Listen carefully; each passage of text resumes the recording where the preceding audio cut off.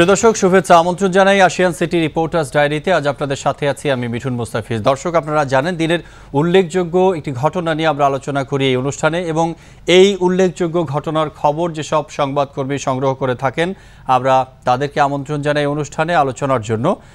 আপনারা এরই মধ্যে জেনেছেন যে প্রায় 5 দিন অর্থাৎ প্রায় সপ্তাহখানেক ধরে বাংলাদেশের অন্যতম শিক্ষা প্রতিষ্ঠান, অন্যতম শীর্ষ শিক্ষা প্রতিষ্ঠান, অন্যতম জ্ঞান চর্চার পাদপীঠ আমরা জানি বাংলাদেশ প্রকৌশল ও প্রযুক্তি বিশ্ববিদ্যালয় বুয়েটে অচল অবস্থা চলছে। ছাত্র শিক্ষকরা তারা আন্দোলনে নেমেছেন এবং তারা একটি মাত্র দাবি নিয়ে এখন মাঠে নেমেছেন। আসলে কি হয়েছে বাংলাদেশ প্রকৌশল ও প্রযুক্তি বিশ্ববিদ্যালয় বা বুয়েটে, এর পেছনে কারণগুলো কি, এবং আসলে 2-1 দিনের মধ্যে বা সামনের দিকে বুয়েট কোন অবস্থার দিকে যাচ্ছে বা কবে খোলা হবে এবং কি কি দাবি নিয়ে এখন আন্দোলনকারীরা সামনের দিকে এগোচ্ছেন, এই সকল বিষয়গুলো নিয়ে আমরা কথা বলবো।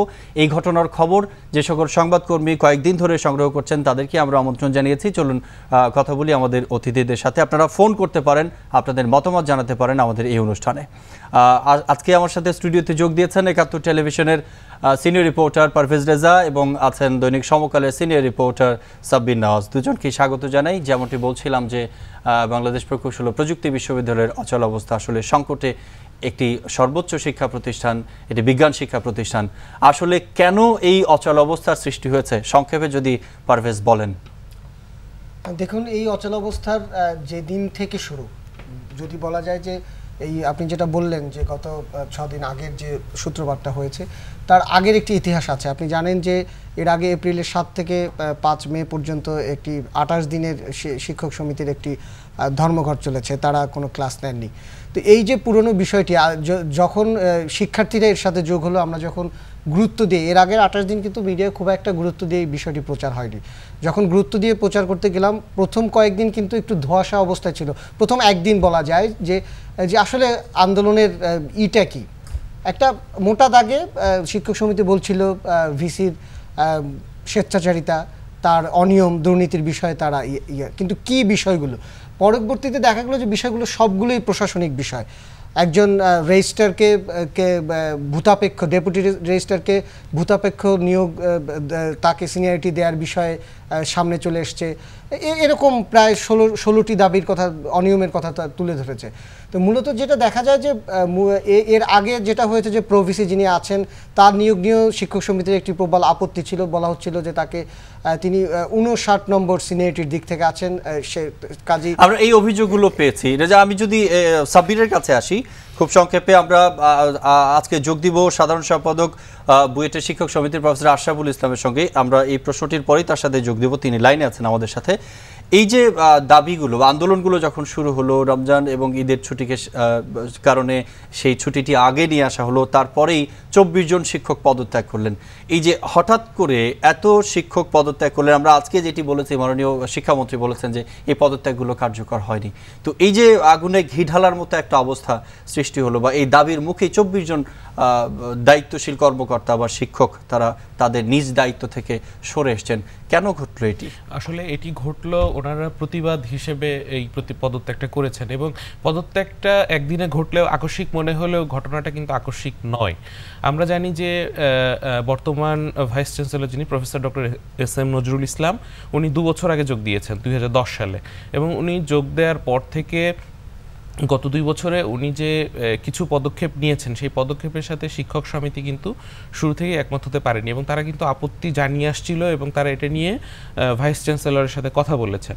আরেকটা বিষয় হচ্ছে যে যখন মানে ভাইস চ্যান্সেলরের সাথে কথা বললে তারা সমাধান পাননি, তখন কিন্তু তারা শিক্ষামন্ত্রীর সাথে এর আগে সভা করেছেন, এবং তারা প্রধানমন্ত্রীর সঙ্গেও এপ্রিল মাসে যে 28 দিনের একটা তাদের কর্মবিরতি গেল সে সময় তারা কথা বলেছেন এবং প্রধানমন্ত্রী সমাধানের একটা আশ্বাস। আমরা একটু টেলিফোনে প্রফেসর আশরাফুল ইসলাম, সাধারণ সম্পাদক বুয়েট শিক্ষক সমিতি, তার কাছ থেকে শিক্ষকদের বা শিক্ষক সমাজের কিংবা সমিতির অবস্থাটা একটু জেনে আসছি। প্রফেসর আশরাফুল ইসলাম, আপনি শুনতে পাচ্ছেন আশা করি? জি, শুনতে পাচ্ছি। আপনি হয়তো এর মধ্যে জেনেছেন যে আগামীকাল মাননীয় শিক্ষামন্ত্রী তার দপ্তরে তিনি বিশ্ববিদ্যালয়ের সিনিয়র শিক্ষকদেরকে তিনি আমন্ত্রণ জানিয়েছেন, এবং বিশ্ববিদ্যালয়ে যারা উপাচার্য ছিলেন, উপ উপাচার্য ছিলেন, তাদেরও কয়েকজনকে তিনি আমন্ত্রণ জানিয়েছেন, আহ্বান জানিয়েছেন বৈঠকে বসার জন্য। কারণ তিনি বলেছেন, সেই অনুষ্ঠানে আমি নিজেও ছিলাম, যে আপনাদের একটি দাবি ছিল আন্দোলনরত শিক্ষকদের যে যেহেতু আপনারা এখন এক দফার দাবিতে আছেন এবং আপনারা প্রধানমন্ত্রী অথবা মহামান্য রাষ্ট্রপতির সাথে আলোচনা ছাড়া আপনারা কারোর সাথে বৈঠকে বসবেন না, তো যেহেতু বলেই দিয়েছেন যে কারোর সাথে বৈঠকে বসবেন না, মাননীয় শিক্ষামন্ত্রী তিনি আপনাদেরকে আমন্ত্রণ জানিয়েছেন এবং কালকে এই বৈঠকে সিনিয়র শিক্ষকরা যোগ দেবেন। কেননা বলা হয়ে থাকে যে সিনিয়র শিক্ষকরা এই বিষয়টিকে জানে না বা তাদেরকে জানানো উচিত, এবং যারা বিশ্ববিদ্যালয় পরিচালনার সাথে আছেন বিভিন্ন অনুষদের ডিন এবং ডিপার্টমেন্টের চেয়ারম্যান তারা, তো সমিতির তরফ থেকে আপনাদেরকে বোধহয় বলা হয়নি বা আপনারাও তো আন্দোলনকারী শিক্ষকদের সাথেই আছেন, তো আসলে সমিতির অবস্থাটা কি, আপনারা কি বলতে চান এই পরিস্থিতিতে? আমরা আসলে দেখেছি যে এখানে মাননীয় শিক্ষামন্ত্রীর কাছ থেকে আমন্ত্রণ পত্র এসেছে। সেখানে একটা জিনিস লক্ষণীয় যে আমরা শিক্ষক সমিতির কার্যনির্বাহী পরিষদের সাথে যারা বিভাগীয় প্রধান যারা আছেন কার্যনির্বাহী পরিষদে, তাদের বাদ দিয়ে যারা পদত্যাগ করেছেন 25 জন, তাদেরকে ইনভাইট করেছেন, কিছু সিনিয়র শিক্ষক ইনভাইট করেছেন। তো এখানে আমাদের শিক্ষক সমিতিকে ইনভাইট করেনি। হ্যাঁ, তো এই প্রেক্ষিতে আমাদের কোনো আপত্তি নাই, যেহেতু মাননীয় ডক্টর ইসলাম আপনি জানবেন যে যারা বিশ্ববিদ্যালয়ের সিনিয়র শিক্ষক তারাই তো অনুষদগুলোর প্রধান হিসেবে আছেন, ডিপার্টমেন্টের প্রধান হিসেবে আছেন, তারা সিনিয়র শিক্ষক, তাদেরকে মাননীয় শিক্ষামন্ত্রী ডেকেছেন, কিন্তু তারা বিশ্ববিদ্যালয় পরিচালনার সাথে আছেন। শিক্ষক সমিতি তো আর ওইভাবে ডিরেক্টলি বিশ্ববিদ্যালয় পরিচালনার সাথে নেই, এই কারণে আপনাদেরকে ডাকা হচ্ছে না। তবে যে আহ্বানটি মাননীয় শিক্ষামন্ত্রী জানিয়েছেন তাকে আপনি তো ইতিবাচকভাবেই দেখছেন বা সাড়া দেবেন, তেমনটি তো আপনার ইঙ্গিত। জি, আমরা এটাকে স্বাগত জানাই। ওনারা যদি যাদেরকে আমন্ত্রণ করেছেন তারা যদি মাননীয় শিক্ষামন্ত্রীর সাথে আলোচনায় বসেন, তাতে আমাদের শিক্ষক সমিতির থেকে কোনো আপত্তি নাই। এই মুহূর্তে আপনারা কি চাচ্ছেন খুব সংক্ষেপে যদি বলেন আমাকে। আমি বুঝতে পারি না এই মুহূর্তে আপনাদের চাওয়াটা কি। আপনারা তো বলেইছেন যে উপাচার্য উপ-উপাচার্যের পদ আপনারা অপসারণ চান, আসলে এটি কি আপনাদের একমাত্র দাবি নাকি এছাড়া আরো কোনো কিছু আপনারা যোগ করতে চান? এটি হলেই আপনাদের সমস্যা মিটে যাবে এমনটা ভাবছেন কেন? জি, আমরা যে ইউনিভার্সিটিতে এখন যে পরিস্থিতিতে এসে পৌঁছেছি, আন্দোলনের যে পর্যায়ে এসে দাঁড়িয়েছে, সেখানে ওনাদের উপর আমাদের সকলের অনাস্থা বিষয়টা যে পর্যায়ে এসে পৌঁছেছে, তাতে ওনাদের অপসারণ ছাড়া, ওনাদের পদত্যাগ ছাড়া আর কোনো সলিউশন আমাদের হাতে নাই। ডক্টর ইসলাম, সাধারণ সম্পাদক বুয়েট শিক্ষক সমিতি, আপনাকে অনেক ধন্যবাদ সরাসরি আমাদের সাথে যোগ দেওয়ার জন্য। পারভেজ, আপনারা দুজনেই শুনছিলেন সমিতির অবস্থা, তিনি বললেন, এবং কালকে আশা করাই যাচ্ছে যে মাননীয় শিক্ষামন্ত্রী আশা করছেন এই মিটিং থেকে কিছু একটা আসবে। আর কি খবর আছে আপনার কাছে? না, এটা তো আজকে সন্ধ্যার খবর, বিকেলের খবর যেটা হলো, কিন্তু বিষয়টি হলো কি, মানে অবস্থানটা আমার কাছে ঠিক ক্লিয়ার না আর কি। শিক্ষামন্ত্রী ডেকেছেন, সিনিয়র ডেকেছেন, সমিতির কাউকে ডাকেননি, কিন্তু আন্দোলনটি পরিচালিত হচ্ছে সমিতির পক্ষ থেকে। তো সেক্ষেত্রে যারা ডিন আছেন, যারা পদত্যাগ করেছেন, তারা ওখানে কি ডিসিশন দিয়ে আসবেন জানি না। আবার একটি বিষয় দেখেন যে উপাচার্য একটি কথা বলেছেন, সেই কথাটি যে একেবারে ফেলে দেওয়ার মতো তা না। তিনি বলেছেন যে আমি যদি কোনো দুর্নীতি করি বিচার বিভাগীয় তদন্ত হোক। বিচার বিভাগীয় তদন্ত আমরা যেটা জানি যত দূর বাংলাদেশে হয়েছে, কোনো জাস্টিস সেটা করেছেন, সেটা হাইকোর্টের জাস্টিসও করতে পারেন অথবা নিম্ন আদালতের কোনো বিচারককে যদি দেয়া হয়, কিন্তু সে বিচার কার্য পরিচালনা করেন এইরকম। তার মানে একটি ইন্ডিভিজুয়াল বডি, স্বতন্ত্র বডি, এখানে তার অনিয়ম, দুর্নীতি, স্বেচ্ছাচারিতা, যেটা তারা মোটা দাগে বলছেন, প্রশাসনিক বিষয়ে সব কিছুর ডকুমেন্টস থাকে। কিন্তু এই জায়গাটিতে আমাদের কাছে একটি অস্পষ্টতা বলেন, একটি সন্দেহ বলেন, সবকিছু কেন জানি শিক্ষক সমিতি এটা মানতে নারাজ। তারা এটা যদি মানতে নারাজ হয়, এখন তারা বলছেন যে বিচার হতে পারে, কমিটি হতে পারে, বিচার বিভাগীয় তদন্ত হতে পারে, কিন্তু তাকে পদত্যাগ করতে হবে। বিষয়টি এরকম হয়ে যায় কিনা যে একজনকে আগে ফাঁসি দেব, তারপরে তার বিচার করব। আমি একটু সাব্বিরের কাছে আসছি পারভেজ, তারপরে আবার আপনার কাছে ফিরবো। আপনি আজকে দেখেছেন যে শিক্ষা মন্ত্রণালয় সম্পর্কিত সংসদীয় স্থায়ী কমিটির সভাপতি রাশিদ খান মেনন ছিলেন, বিশ্ববিদ্যালয় মঞ্জুরি কমিশনের চেয়ারম্যান ডক্টর একে আজাদ চৌধুরী এবং বিশ্ববিদ্যালয় সংক্রান্ত যে একটি উইং আছে শিক্ষা মন্ত্রণালয়ের, সেই কমিটির সদস্য একজন যুগ্ম সচিব ছিলেন এবং শিক্ষা সচিব ছিলেন। একটি বৈঠক হয়েছে, এই অচল অবস্থা কি করে নিরসন করা যায় তাদের সিদ্ধান্ত হয়েছে যে আগামীকালকে তারা আলোচনায় বসবেন। এখন প্রশ্ন হচ্ছে, এই যে অচল অবস্থায় সরকার উদ্বিগ্ন, বুয়েটের মতো একটি শিক্ষা প্রতিষ্ঠান, একটি উচ্চশিক্ষা প্রতিষ্ঠান, বিজ্ঞান চর্চার সর্বোচ্চ প্রতিষ্ঠান, এই প্রতিষ্ঠানে এই ধরনের আন্দোলনের সাথে বাংলাদেশের মানুষ পরিচিত না। তো হঠাৎই কেন বুয়েটও আবার এই ধরনের অস্থিতিশীলতার দিকে গেল? আপনি দীর্ঘদিন শিক্ষাবিদ নিয়ে কাজ করছেন, এটাও কভার করছেন, কি জেনেছেন অন্তর্নিহিত? দেখুন, বুয়েটের যেই সমস্যাটা আমি আগে বলছিলাম যে বুয়েটের সমস্যাটা কিন্তু একদিনের নয়। এটা এই বর্তমান ভাইস চ্যান্সেলর আসার পর থেকে শিক্ষক সমিতি বিভিন্ন অভিযোগ করে আসছিলেন, যে অভিযোগগুলো সুরাহা না হওয়ার কারণে কিন্তু আজকে একটা অচল অবস্থার সৃষ্টি হয়েছে। আর অন্তর্নিহিত কারণ যেটা হলো যে দেখুন, বুয়েটে কিন্তু আমাদের দেশে 35টি পাবলিক বিশ্ববিদ্যালয় আছে, তার মধ্যে নিঃসন্দেহে বুয়েট একটা শীর্ষ পর্যায়ে আছে। বুয়েটের একটা অদ্ভুত নিয়ম আছে, সেটা শিক্ষক এবং কর্মচারীদের ক্ষেত্রে, সেটা হচ্ছে ভূতপূর্ব নিয়োগ দেয়া। ধরুন যে একজন কর্মকর্তা বা একজন শিক্ষককে যদি আমি ধরি যে আজকে উনি সহযোগী অধ্যাপক পদে কর্মরত আছেন, অদ্ভুত কারণ কিংবা আরো কোনো কারণ জড়িত আছে কিনা সেগুলো আমরা খুঁজে দেখার বা বিশ্লেষণ করার চেষ্টা করব, দর্শকদের সাথে আলোচনা করব ছোট্ট একটি বিরতির পর। প্রিয় দর্শক, আপনারা দেখছেন আশিয়ান সিটি রিপোর্টার্স ডায়েরি, দেখতে থাকুন, বিরতি নিয়ে ফিরছি।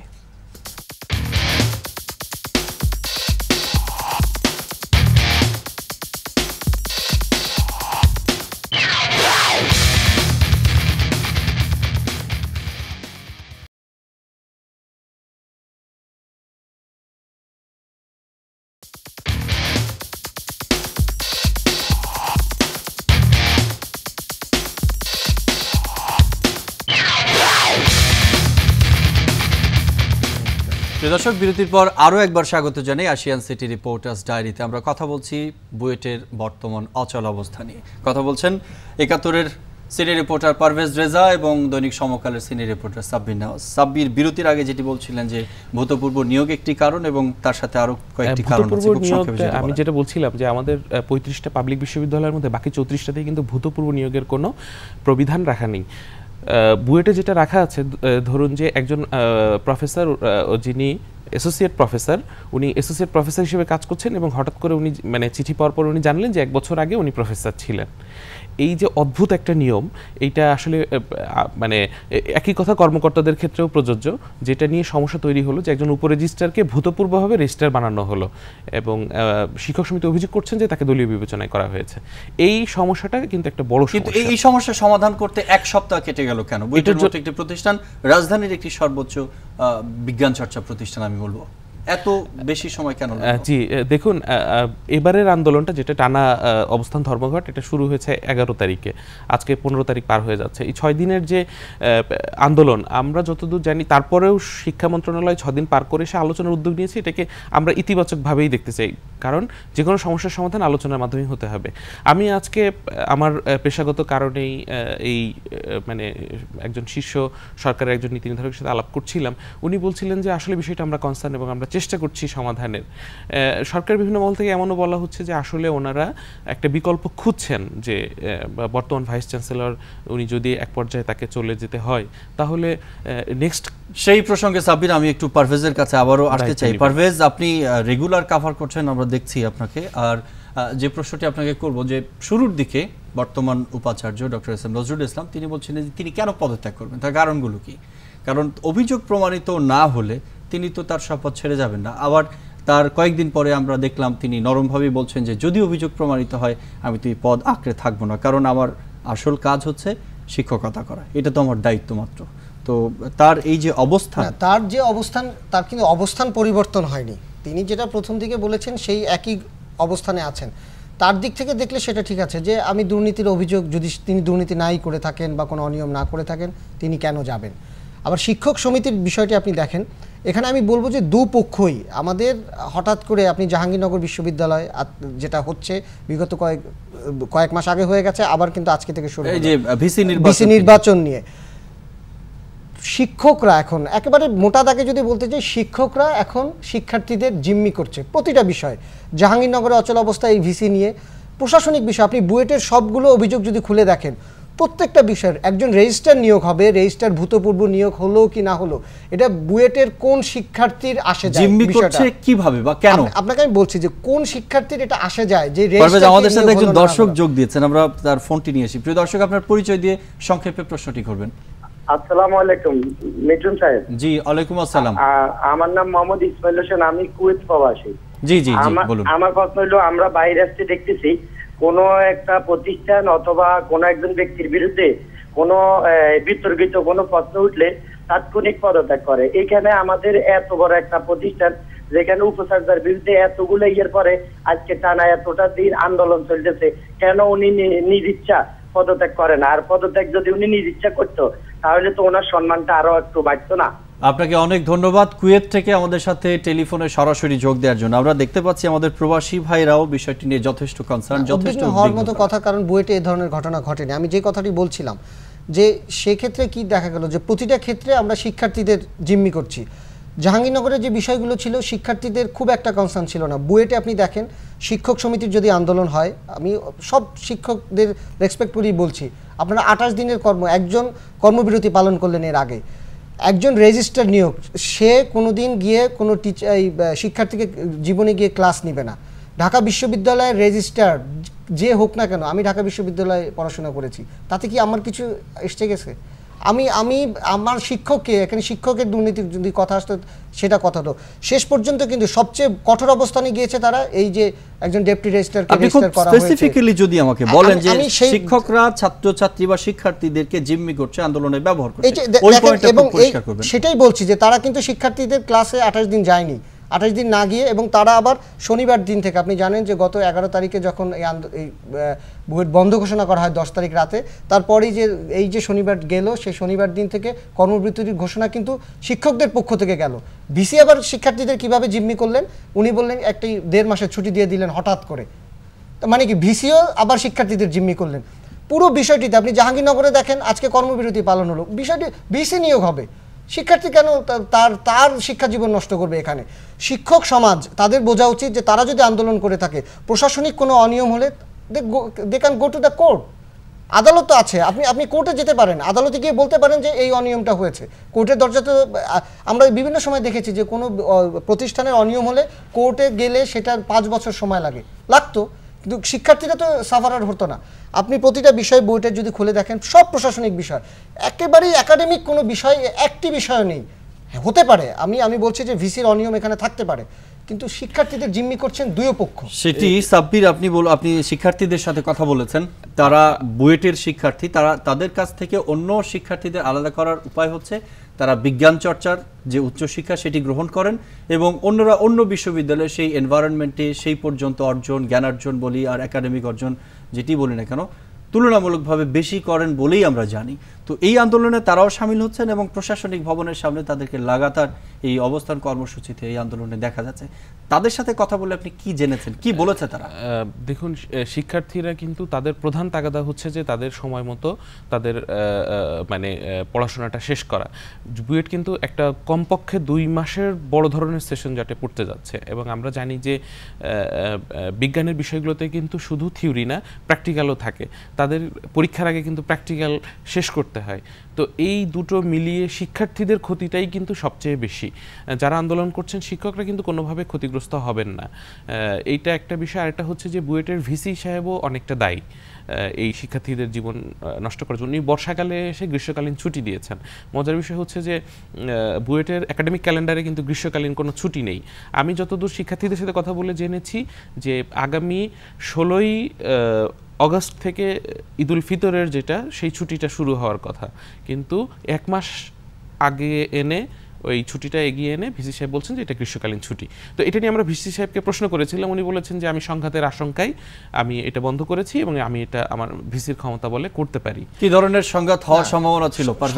খুব সংক্ষেপে, আমাদের সময় খুব কম। হওয়ার সম্ভাবনা ছিল কি ছিল না সেটা না, তারা আদৌ কোনো সংঘাত হতো কিনা সেটা নিয়ে আমার যথেষ্ট ডাউট আছে। কারণ এর আগে যে 28 দিনের কর্মবিরতি ছিল, কোনো শিক্ষার্থী কিন্তু ছিল না। আজকে শিক্ষার্থীরা আসছে কেন? এই যে শিক্ষক সমিতির ব্যানারে বলেন বা শিক্ষার্থীরা এসছে যে ভিসি কেন তার প্রতিষ্ঠান বন্ধ করে দেবে?